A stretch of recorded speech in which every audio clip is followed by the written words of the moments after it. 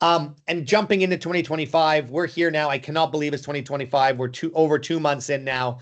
And everybody says, Miles, what are some of the hot topics you're talking about when you're on the road? I spend anywhere from 20 to 25 weeks each year on the road talking about cyber hygiene, talking about cyber attacks, talking about what businesses can do to protect themselves. And this year, the two biggest things I'm talking about are pen testing and compliance.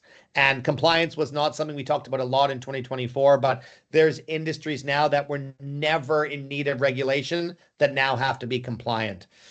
Chuck, you probably heard back in, I think it was mid-June, of the CDK attack. That was the attack on the largest car dealership network in North America. Yep. And you know what? Car dealers never had to be compliant before. And now they say that's for the next industry. Yep. Being pushed into it. Yep. Yeah. And you know what? I wanted to try and keep this to about 20 to 20 minutes, plus Q&A.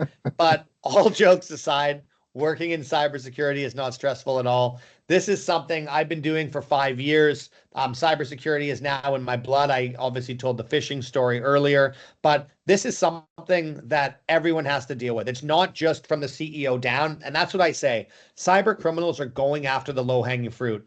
When you bring on a new employee, cybersecurity awareness training and phishing simulation has to be the first thing you are talking about with your new hire. I know it's not, but it has to be, because cyber criminals are looking on LinkedIn. They're looking on job boards. They know that the weakest link is that person who's just joined the company, because they might not have cybersecurity awareness training for 3 to 6 months.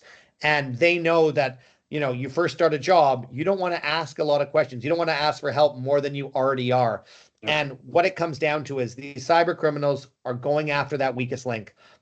Whether it's someone who's just left your company or someone who's just started, those are the type of accounts they want to hack into.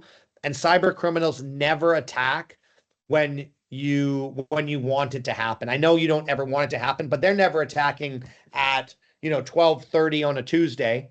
They're attacking on July 4th, Christmas Eve, on a weekend.